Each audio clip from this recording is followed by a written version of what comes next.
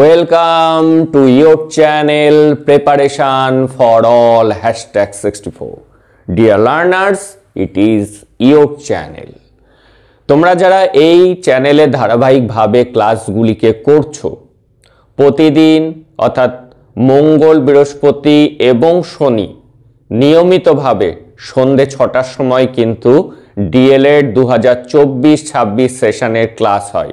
যারা এখনো জয়েন করনি ক্লাসে তোমাদের ভালো ফলের জন্য এখনই যুক্ত হয়ে যাও। যারা যুক্ত হয়ে গিয়েছো তারা কিন্তু ডিএলএড পার্ট 1 এক্সামে 80% প্লাস মার্কস পেতে চলেছো। আজকে আমরা পরিবেশ বিজ্ঞান এর আজকে ডে 4 চতুর্থ দিনের ক্লাস। আজকে কিন্তু আমরা 16 মার্কস এর কোশ্চেন এবং আনসার দেখে নেব। কেমন কোশ্চেন এসেছিল, কিভাবে তার আনসার লিখতে হবে বা ঘুরিয়ে কিভাবে কোশ্চেন আসলেও কিন্তু আমরা এই আনসারটি লিখে আসতে পারবো। দেখো কোশ্চেনটি প্রথমে, পরিবেশ বিজ্ঞানে আগ্রহ ও উপলব্ধির বিকাশের ক্ষেত্রে কতগুলি বিষয়ের উল্লেখ করুন। অর্থাৎ পরিবেশ বিজ্ঞানে শিশুর আগ্রহ এবং উপলব্ধির বিকাশ ঘটানোর জন্য যে বিষয়গুলির উপর জোর দিতে হবে সেগুলি লেখো। এটি এসেছিল 2019-21 সেশনে 16 মার্কসের জন্য। এই কোশ্চেনটি একটু ঘুরিয়ে এসেছিল তারই আগের বছর। দেখো কোশ্চেন কিন্তু রিপিট হয়েছে, কিন্তু একটু কোশ্চেন চেঞ্জ করে দিয়েছে, আনসার কিন্তু একই রকম হবে। পরিবেশ বিদ্যা কোন কোন বিষয়ের, দেখো কতগুলি বিষয় এখানে বলেছে, কোন কোন বিষয়ের উপর নির্ভরশীল উদাহরণ সহ আলোচনা করুন। এটি 7 মার্কসে 18-20-তে দিয়েছিল, আবার 19-21-এ গিয়ে একই কোশ্চেন একটু ঘুরিয়ে 16 মার্কসে দিয়েছে এবং এটি চ্যাপ্টার 2 এ রয়েছে। এই কোশ্চেনটি নেওয়া হয়েছে চ্যাপ্টার 2 থেকে। তাহলে পরিবেশ বিজ্ঞানে আগ্রহ এবং উপলব্ধি বিকাশের জন্য কতগুলি বিষয়ের উল্লেখ করুন। অর্থাৎ কি কি বিষয়গুলিকে উল্লেখ করতে হবে যাতে শিক্ষার্থীদের পরিবেশ বিজ্ঞানের উপর তাদের আগ্রহ সঞ্চার হয় এবং উপলব্ধির বিকাশ ঘটে। বা পরিবেশবিদ্যা কোন কোন বিষয়ের উপর নির্ভরশীল, কোন কোন বিষয় কোন কোন টপিকগুলোর উপর ভিত্তি করে এই পরিবেশ বিজ্ঞান এই যে সাবজেক্টটি এটি সিলেবাস নির্মাণ করা হয়েছে। পরিবেশ বিজ্ঞানের যে সিলেবাস NCF 2005 অর্থাৎ ন্যাশনাল কারিকুলাম ফ্রেমওয়ার্ক 2005 এ তৈরি করা হয়েছে, তাতে আমাদের সমাজের সাধারণ বিষয়সমূহকে গ্রহণ করা হয়েছে। আমাদের আশপাশে যেসব সাধারণ বিষয়গুলি আছে সেগুলি কিন্তু তুলে ধরা হয়েছে এবং আমরা জানি যে এই পরিবেশ বিজ্ঞান অর্থাৎ আমাদের পরিবেশ নামক এই বইটি কিন্তু 3য় শ্রেণী থেকে শুরু করা হয়েছে। 3, 4, 5 প্রাইমারি স্কুলে এই 3টি শ্রেণীতে কিন্তু আমাদের পরিবেশ এই বইটি রয়েছে। এই যে এই সমাজ এর ছোট ছোট জিনিস সেগুলি কি হতে পারে সেই বিষয়গুলির প্রতি শিশুর আগ্রহ এবং উপলব্ধি বিকাশের চেষ্টার উপর গুরুত্ব দিয়েই কিন্তু এই সিলেবাস তৈরি করা হয়েছে। শিশু জন্মের পর থেকে তার মা বাবাকে কাছে পায় জন্মের পরে, তারপর পরিবারের অন্যান্যদের, তারপর শিশু যখন আরেকটু বড় হয় তখন সে সমাজে মেশা শুরু করে, তার পাড়াতে বন্ধুবান্ধব হয়, দাদা কাকা জ্যাঠা এগুলি হয় এবং এই সম্পর্ক নিয়ে তার মধ্যে একটা আগ্রহের সঞ্চার হয় যে ওই লোকটা পাশের বাড়ির, তাকে কি বলে ডাকবো মা, সে জ্যাঠা না কাকা না মামা কি হবে, এই বিষয়গুলিতে তার মধ্যে আগ্রহ সঞ্চার হতে থাকে। এবং পরিবেশের আর যেসব জিনিসগুলি রয়েছে যেমন প্রাকৃতিক পরিবেশ, খাদ্য, বাসস্থান, জল, ভ্রমণ, প্রত্যেকটা বিষয়ের মধ্যে তার আগ্রহ সঞ্চার হয়।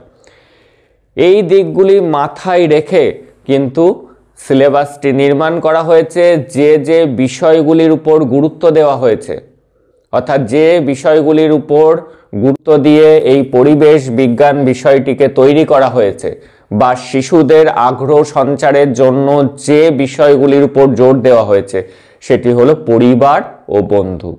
1 নাম্বার কি? পরিবার ও বন্ধু। 2 হলো খাদ্য, 3 হলো বাসস্থান, 4 হলো জল, 5 হলো ভ্রমণ, আর 6 হলো আমাদের করণীয় কাজ। এই টপিকগুলির উপর ভিত্তি করেই কিন্তু প্রাথমিক বিদ্যালয়ে পরিবেশ বিজ্ঞানের বইগুলি লেখা হয়েছে। তাহলে পরিবেশ বিজ্ঞানের ভিত্তি কোন বিষয়গুলির উপর? তাহলে পরিবার ও বন্ধু, খাদ্য, বাসস্থান, জল, ভ্রমণ এবং আমাদের করণীয় কাজ, অর্থাৎ শিশুর কি কি করণীয় কাজ। এবার আমাদের পয়েন্ট করতে হবে। প্রথম পয়েন্টে আমরা লিখব বন্ধু ও পরিবার। জন্মের পর থেকে শিশু পরিবারের সকলকে দেখতে পায়।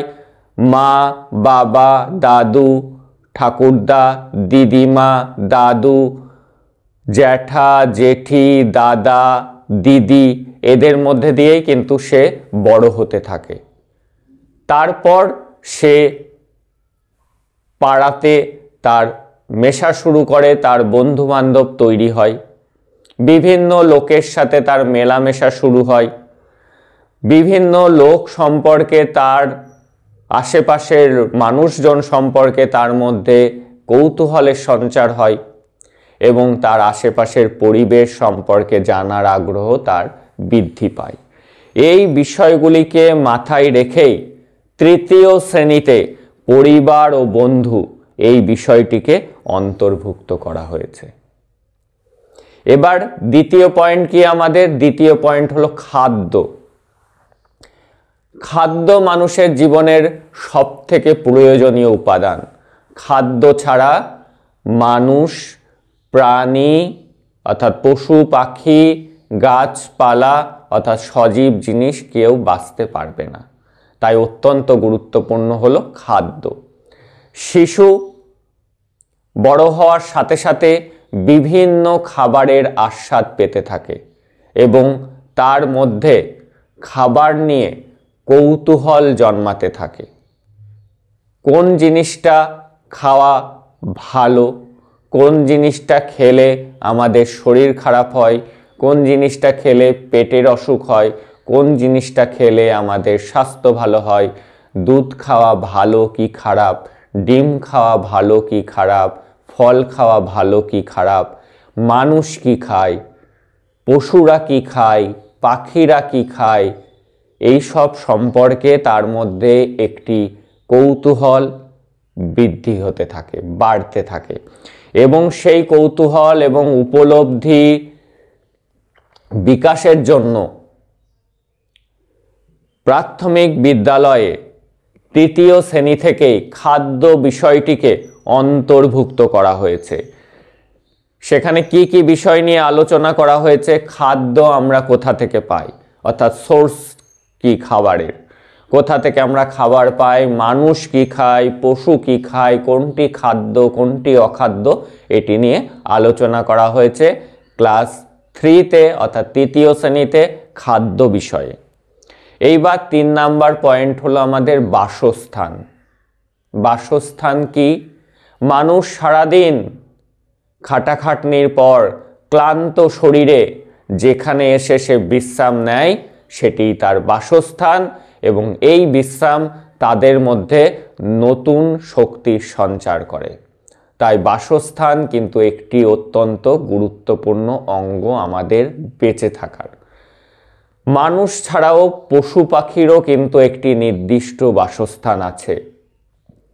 মানুষ কোথায় থাকে, পাখিরা কোথায় থাকে, পশুরা কোথায় থাকে, গরু কোথায় থাকে ইত্যাদি সম্পর্কে তার কৌতূহল সঞ্চার হতে থাকে এবং বিভিন্ন বিষয়ে তার এই যে উপলব্ধির বিকাশ ঘটানোর জন্য প্রাথমিকে কিন্তু ঘরবাড়ি, তৃতীয় শ্রেণীতে ঘরবাড়ি নিয়ে আলোচনা করা হয়েছে এবং চতুর্থ শ্রেণীতে গিয়ে গ্রামের বাড়ি এবং শহরের বাড়ি কেমন হয়, গ্রামের বাড়ি এবং শহরের বাড়ির মধ্যে কি পার্থক্য রয়েছে, এইগুলি নিয়ে আলোচনা করা হয়েছে যাতে এই সম্পর্কে তার ধারণার বিকাশ ঘটে সেই উদ্দেশ্যে।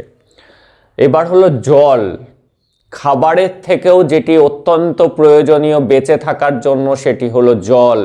তাই জলের অপর নাম হলো জীবন। জল ছাড়া কিন্তু মানুষ, পশু, পাখি, গাছ কেউ বাঁচতে পারবে না। যদি গাছে জল দেওয়া না হয় তাহলে কিন্তু গাছ শুকিয়ে যায়।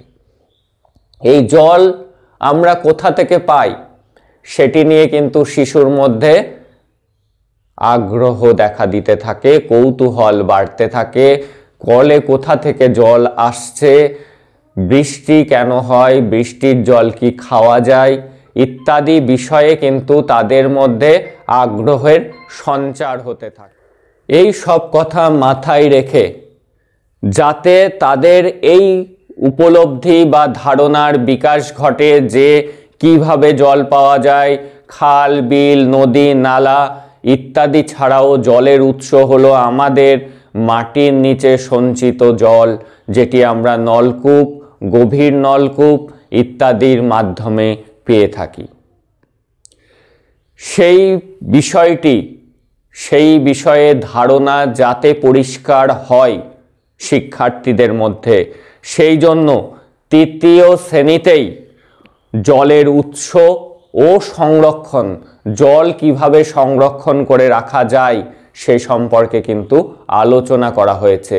যে তাদের মধ্যে এই উপলব্ধির বিকাশ ঘটাতে হবে যে এই আমাদের মাটির নিচে যে জল রয়েছে তার একটা কিন্তু লিমিটেশন আছে, সেটি একটা নির্দিষ্ট মাত্রাতে আছে।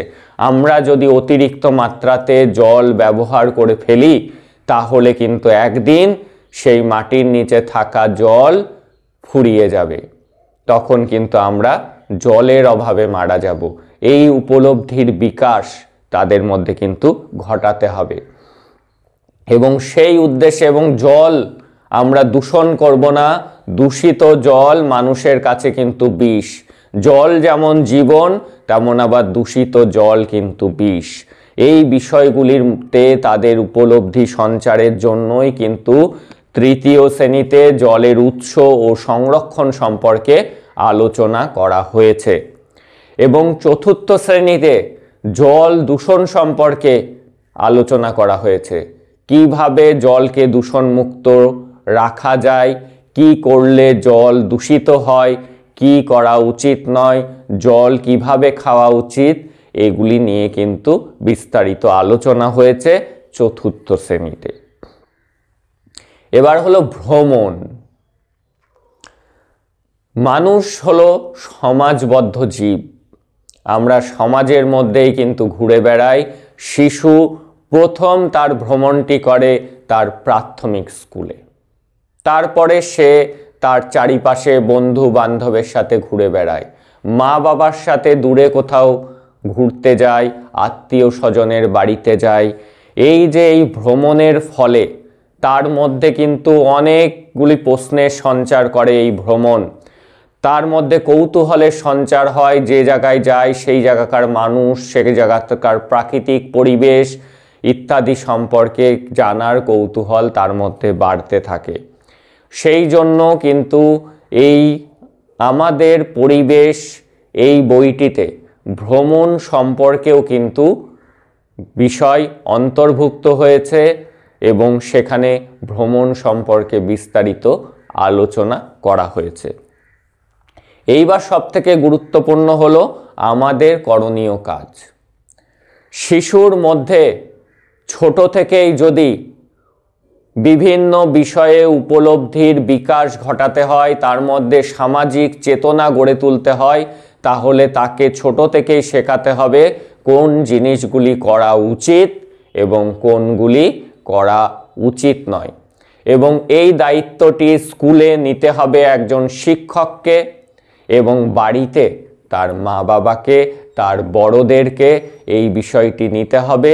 একটি শিশুকে সুশিক্ষিত করে তুলতে গেলে, সামাজিক চেতনা তার মধ্যে গড়ে তুলতে গেলে ছোট থেকেই কিন্তু তাকে বোঝাতে হবে এই কাজগুলি করা উচিত, এই কাজগুলি সবার জন্য ভালো, এই কাজগুলি পরিবেশের জন্য ভালো, আর এই কাজগুলি যদি আমরা করি, এই কাজগুলি করা খারাপ, কোনটি ভালো কাজ কোনটি খারাপ কাজ এগুলি জানাতে হবে। কি জানাতে হবে? একটি ছোট্ট শিশু বুঝতে পারবে, তাকে বলতে হবে গাছ লাগাতে হবে। তুমি একটা চারা গাছ পেলে বাড়িতে এনে লাগাও, স্কুলের মাঠের পাশে লাগাও, গাছ লাগাতে হবে। কখনো গাছ ছিঁড়বে না। ছোট গাছ বাচ্চারা অনেক সময় ছিঁড়ে ফেলে, যে গাছ কাটতে হয় না, গাছ আমাদের বন্ধু। কখনোই তুমি গাছকে আঘাত করবে না, গাছেরও প্রাণ আছে, গাছের পাতা তুমি ছিঁড়বে না, গাছের ফুল তুমি ছিঁড়বে না। এইগুলি ছোটোর থেকে তার কোনটা করণীয় কাজ কোনটা করা উচিত না সেই মোরালিটি তাকে দিতে হবে। জৈব সারের প্রয়োগ করতে হবে, যে কৃত্রিম সার মাটির পক্ষে ক্ষতিকর, তাই গোবর সার একটি জৈব সার, এইগুলি ব্যবহার করলে আমাদের পরিবেশ ভালো থাকবে।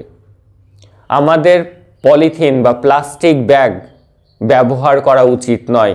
প্লাস্টিক পরিবেশের জন্য ক্ষতিকর। ছোট থেকেই তার মধ্যে এই সেন্সটিকে গড়ে তুলতে হবে। জল অপচয় করা উচিত নয়, কারণ জল সীমিত পরিমাণে আমাদের মাটির নিচে রয়েছে। আমরা যদি জল, যখনই তুমি স্কুলে যাওয়া বা আসার পথে দেখবে যদি কোনো রাস্তার ধারে ট্যাপ কল থেকে জল পড়েই যাচ্ছে, তুমি সাথে সাথে কি করবে বলো তো? ট্যাপ কলের মুখটি আটকে দেবে। এই ধারণাগুলি, উপলব্ধিগুলির বিকাশ তার মধ্যে ঘটাতে হবে। রাস্তা নোংরা করবে না। রাস্তা নোংরা করলে আমাদের পরিবেশ দূষিত হয়, পরিবেশ দূষিত হলে আমরা বিভিন্ন ধরনের রোগে আক্রান্ত হব, আমাদের শরীর খারাপ হবে। তাই আমাদের সুস্থ থাকতে গেলে সবসময় পরিষ্কার পরিচ্ছন্নতা বজায় রাখতে হবে। শব্দ দূষণ, আমাদের শব্দ দূষণ করা উচিত নয়। শব্দ দূষণ কিন্তু পরিবেশের ভারসাম্য নষ্ট করে, অসুস্থ মানুষদেরকে আরও অসুস্থ করে তোলে। এগুলি আমাদেরকে বোঝাতে হবে। তাই বাড়িতে খুব জোরে তুমি কিন্তু টিভি চালাবে না, খুব জোরে বক্স বাজাবে না। এই মোরাল শিক্ষাগুলি তাদেরকে দিতে হবে, এই নৈতিকতাগুলি গড়ে তুলতে হবে। এবং এই উদ্দেশ্যেই কিন্তু NCF 2005-এ পরিবেশ বিজ্ঞানের সিলেবাসটিকে গড়ে তোলা হয়েছে। এই উপরোক্ত বিষয়গুলি যাতে শিশুর মধ্যে বিষয় সম্পর্কে আগ্রহ এবং উপলব্ধি জন্মায়, এইভাবে কিন্তু তোমাকে সুন্দর করে বিষয়টিকে উপস্থাপন করতে হবে। তাহলে কিন্তু তুমি একটি ভালো মার্কস তুলতে পারবে। একদমই পরিবেশ বিজ্ঞানটি সোজা, বিষয়টিকে যদি তুমি ভালো করে বুঝতে পারো তাহলে কয়েকবার পড়লেই কিন্তু তুমি নিজের মতো করে লিখে আসতে পারবে। এবং এই পরিবেশ বিজ্ঞান কিন্তু একটি স্কোরিং পেপার, এখানেই কিন্তু তোমাকে বেশি নাম্বার তুলতে হবে। এবং টেট কোয়ালিফাই করতে গেলেও কিন্তু এটাকেই টার্গেট করতে হবে যে 30 থাকবে টেটে, সেই EVS-এর 30-র মধ্যে আমি ম্যাক্সিমাম 25+ তুলব, এটিকে চেষ্টা করতে হবে। কারণ যারা ম্যাথ সেকশানে উইক তাদের ম্যাথে নাম্বার কমবে, যারা ইংলিশে উইক তাদের ইংলিশে নাম্বার কমবে। সেই ঘাটতিটাকে পূরণ করার জন্য কিন্তু তোমাকে টার্গেট নিতে হবে এই EVS-এর উপর। সেই জন্য প্রত্যেকটা ক্লাস সম্পূর্ণ আলোচনাটা শোনো, যে কারণে আমি এই আলোচনা নিয়ে আসছি তোমাদের সামনে, যাতে তোমাদের বিষয়টি বুঝতে আরও বেশি সুবিধা। দেখে নাও একবার ঝটপট পরিবেশ বিজ্ঞানে আগ্রহ ও উপলব্ধি বিকাশের ক্ষেত্রে কতগুলি বিষয়ের গুরুত্ব আলোচনা করুন, অথবা পরিবেশবিদ্যা কোন কোন বিষয়ের উপর নির্ভরশীল উদাহরণ সহ লিখুন। পরিবেশ বিজ্ঞানে যে সিলেবাস NCF 2005 তৈরি করা হয়েছে তাতে আমাদের সমাজের সাধারণ বিষয় সমূহ গ্রহণ করা হয়েছে, যাতে পরিবেশ বিজ্ঞানে শিক্ষার্থীর আগ্রহ এবং উপলব্ধির বিকাশ ঘটে।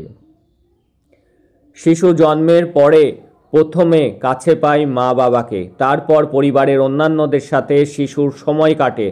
বড় হওয়ার সঙ্গে সঙ্গে এই মেলামেশার গণ্ডি বিস্তৃত হয়। তখন পরিবার ছাড়িয়ে পাড়ার মানুষজনের সঙ্গে সে মিশতে থাকে, লোকজনের সঙ্গে মেলামেশার সঙ্গে সঙ্গে শিশু তার আশেপাশের নানা বিষয়ের প্রতি আগ্রহী হয়ে ওঠে। শিশুর আগ্রহ উপলব্ধি বিকাশের জন্য প্রাথমিক শিক্ষায় কতগুলি বিষয়ের উপর গুরুত্ব দেওয়া হয়েছে। এগুলি হলো পরিবার ও বন্ধু, খাদ্য, বাসস্থান, জল, ভ্রমণ এবং আমাদের করণীয় কাজ। পরিবার ও বন্ধুতে দেখো, শিশু পরিবারের থেকে মা বাবা, ভাই বোন, কাকা কাকিমা, জ্যাঠা জেঠিমা, দাদু কাকিমা ও অন্যান্যরা এদেরকে কাছে পায়। বন্ধুদের মধ্যে থেকে পাড়া ও বিদ্যালয়ের বন্ধুরা। শিশু প্রথমত বিভিন্ন বিষয়ে বিভিন্ন ব্যক্তির সঙ্গে মেলামেশার জন্য আগ্রহী হয়, তারপর ওই ব্যক্তিদের সঙ্গে তার সম্পর্ক জানার চেষ্টা করে। শিশুর এই আগ্রহ ও উপলব্ধির জন্য সক্ষমতা গড়ে ওঠে। এই উদ্দেশ্যেই তৃতীয় শ্রেণীর পরিবেশবিদ্যা বইটিতে পরিবার ও বন্ধু বিষয়টি অন্তর্ভুক্ত করা হয়েছে। এবার দেখে নাও খাদ্য। জীবের জীবন ধারণের জন্য যে উপাদানগুলি প্রয়োজন সেগুলির মধ্যে খাদ্যই হলো সবথেকে বেশি গুরুত্বপূর্ণ উপাদান। শিশু জন্মের পর থেকেই বিভিন্ন বয়সে বিভিন্ন প্রকার খাদ্যের সঙ্গে পরিচিত হয়। এই খাদ্য প্রত্যক্ষ বা পরোক্ষভাবে পরিবেশের সঙ্গে সংগৃহীত হয়। তোমরা দেখো স্ক্রিনে লেখা যাচ্ছে, আমি আর পড়ছি না কারণ বিষয়টি বুঝিয়ে দিয়েছি। এখান থেকে তোমরা দেখে নাও, স্ক্রিনশট দিয়ে তোমরা লিখে নিতে পারো, খাতায় নোট ডাউন করে নিতে পারো। এবং যারা চ্যানেলে ধারাবাহিকভাবে ক্লাস করছো, তোমরা এক্সামের আগে কিন্তু পিডিএফ পেয়ে যাবে এই ক্লাসগুলির। তাহলে তোমরা দেখতে পেয়েছো যে নোটসটি আজকের আমি যদি পুরোটি পড়ি তাহলে ক্লাসটি অনেক বড় হয়ে যাবে, সেজন্য আর আমি বেশি সময় নষ্ট করছি না। এখান থেকে তোমরা বিষয়গুলি দেখে নিতে পারবে, দেখে নিয়ে তোমরা লিখে নিও। That's all today. দেখা হচ্ছে পরের ক্লাস।